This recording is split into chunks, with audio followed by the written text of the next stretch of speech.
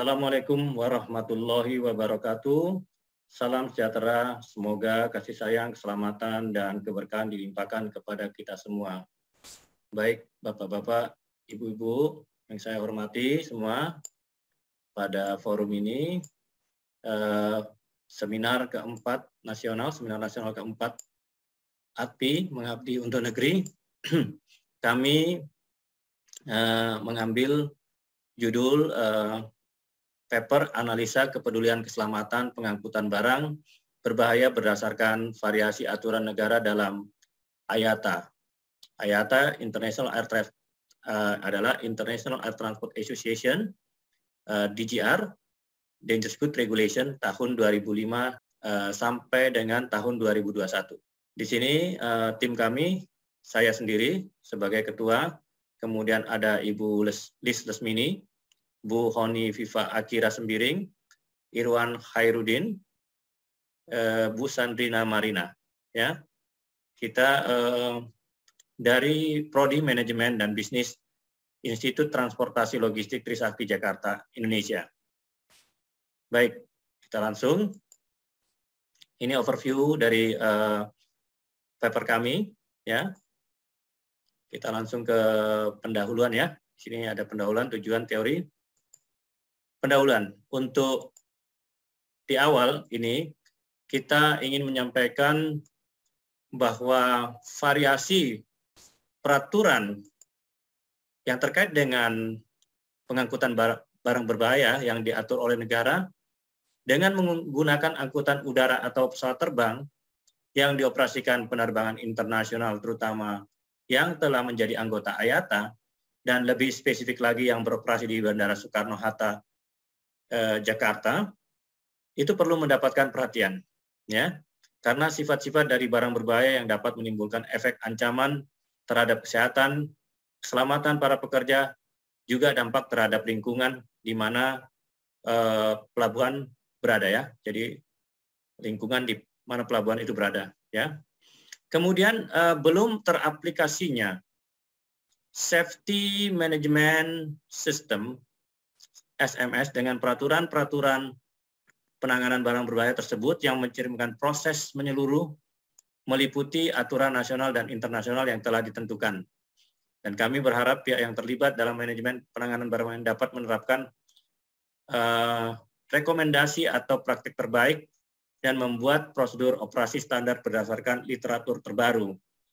Dan juga adanya pembaruan dan revisi peraturan secara nasional dan internasional. Ya. Ini Risaldi 2020 et al. Ya. Tujuan daripada paper ini adalah mendeskripsikan analisis kecenderungan kepedulian negara-negara di dunia terhadap keselamatan pengangkutan barang berbahaya berdasarkan peraturan International Air Transport Association (IATA) dimulai dengan dari tahun 2005, lalu 2013 dan 2021. Ada 3 periode yang kita gunakan ini untuk memperoleh gambaran yang lebih lengkap dan juga untuk menyampaikan masukan yang bermanfaat pada masyarakat dan pemangku kepentingan terkait yang nantinya berguna untuk peningkatan keselamatan pelayanan transportasi barang berbahaya baik sebagai bagasi penumpang maupun konsinyasi atau consignment ataupun kargo, ya. Teori yang kita ambil dari Kania et al. Yaitu ada potensi bahaya atau risiko baru yang dapat diidentifikasi dan dikendalikan dengan baik.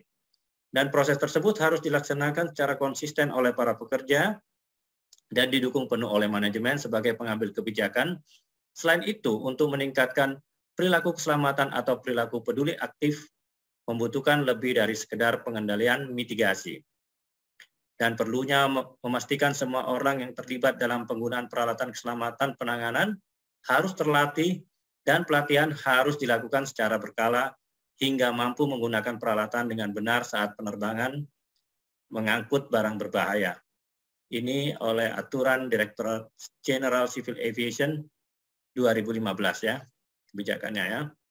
Hasil yang kita lihat di sini, kita lihat ada figur 1 atau gambar 1 ini, progres daripada variasi aturan negara atau sebut sebagai state variation di dunia berdasarkan periode buku IATA 2005 2013 hingga 2021, kita lihat ada kecenderungan kenaikan peraturan. Ya, kita lihat untuk variasi aturan, dia naik dari 146 di 2005, naik ke 172, ada 42 peraturan yang bertambah.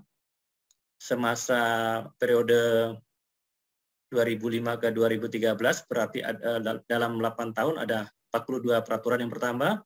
Kemudian di 2021 meningkat hingga 214, ada tambahan lagi 53. 8 tahun berikutnya meningkat kembali, dia menjadi 53 ya. Dan negaranya pun bertambah, yang memasukkan peraturan dari 32 meningkat ke 42 lalu ke 53 ya. Ini kita lihat dari hasil survei kita, analisa kita terhadap buku aturan barang berbahaya tersebut. Nah, tentunya dengan membedah 3 buku aturan barang berbahaya tersebut, kita bandingkan, maka hasil dari perbandingan tersebut ini akan kita sosialisasikan dalam bentuk mediasi kepada pihak otoritas bandara atau pihak yang terkait dengan pengawasan peraturan tersebut. Nah, ini adalah data collection tool, literatur review yang kita lakukan ini pada tahun 2005 dari edisi ke-46. Tadi sudah disebutkan ada 32 negara dengan total variasi aturan sebanyak 146, peningkatannya menjadi 42 negara dengan 172 aturan, ya, itu edisi 54. Lalu periode ketiga, edisi ke-62, IATA 2021 menjadi 53 negara dan 214 aturan. Ya, ini literatur review dari buku IATA DGR. Nah, tentunya bukan hanya perkembangan itu yang kami amati, tetapi juga beberapa aturan-aturan yang ditekankan saat peningkatan peraturan tersebut. Ada paling tidak 6 aturan yang cenderung diatur oleh peraturan penanganan barang berbahaya oleh negara, yaitu pertama, persyaratan pelaporan kecelakaan, eksiden dan insiden 7 negara pada tahun 2013 ya. Dan kemudian meningkat 9 negara yang mempersyaratkannya ya pada tahun 2021 ya. Jadi peningkatan itu dari 7 ke 9 ya. Adapun baterai ini diidentifikasi sebagai kategori bahan berbahaya yang paling umum ditemukan dalam insiden dan dilaporkan dan mewakili 25% dari total insiden barang berbahaya. Ya. Sedangkan adanya dokumentasi yang hilang, salah identifikasi, itu hampir 40% kasus dan 27% melibatkan pengemasan atau pemuatan barang berbahaya yang tidak tepat ke dalam pesawat oleh Politano dan Walton ya. Ini juga kita gabungkan jurnal dari Politano dan Walton 2018. Lalu hal kedua terkait dengan persyaratan sebelum persetujuan pengangkutan barang berbahaya kelas 1. Kelas 1 eksplosif ini disorot ya, seperti senjata dan amunisi oleh 15 negara pada tahun 2013 dan 20 negara pada tahun 2021 ya. Nah, oleh karenanya perlu sinergi di tengah perbedaan kompetensi, sangat penting untuk menjaga ketepatan waktu bongkar muat bahan peledak di gudang ya. Agar bisa menciptakan suasana kondusif dan mendukung kehati-hatian dan ketepatan penanganan tersebut, serta jaga keselamatan kerja dan kondisi barang yang baik, dan siap pakai sesuai prosedur. Ini oleh Ricardianto et al. 2022. Ya, kita juga ambil jurnal dan syarat tersebut kita kaitkan. Dan terkait dengan yang ketiga, terkait dengan persyaratan sebelum persetujuan pengangkutan barang berbahaya kelas 7, jadi ada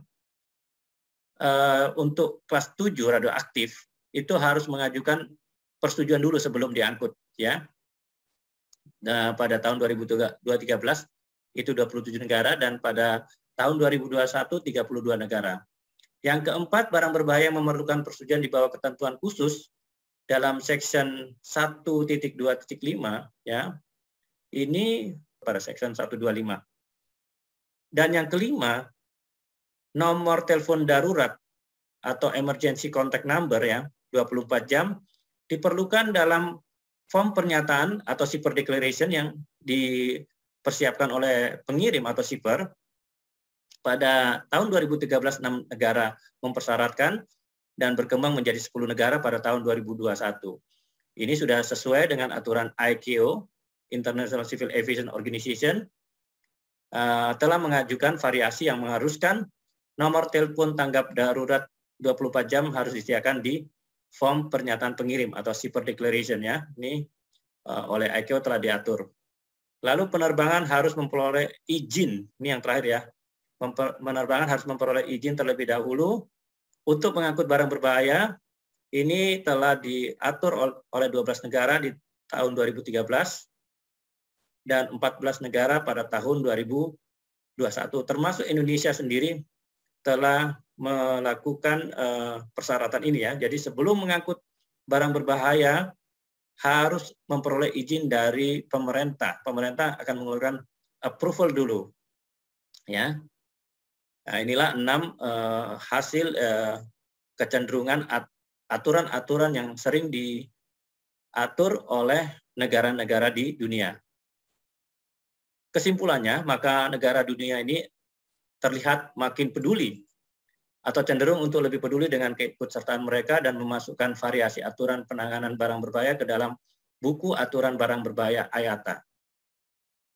Dan oleh karena itu, rekomendasi kami dalam paper ini agar variasi aturan negara ini dijalankan sebagaimana mestinya, terutama terkait pengawasan perizinan angkut barang berbahaya oleh pihak penerbangan, yang perlu dipastikan tetap diperoleh oleh setiap penerbangan yang mengangkut penumpang dan kargo baik bagi aktivitas domestik maupun internasional.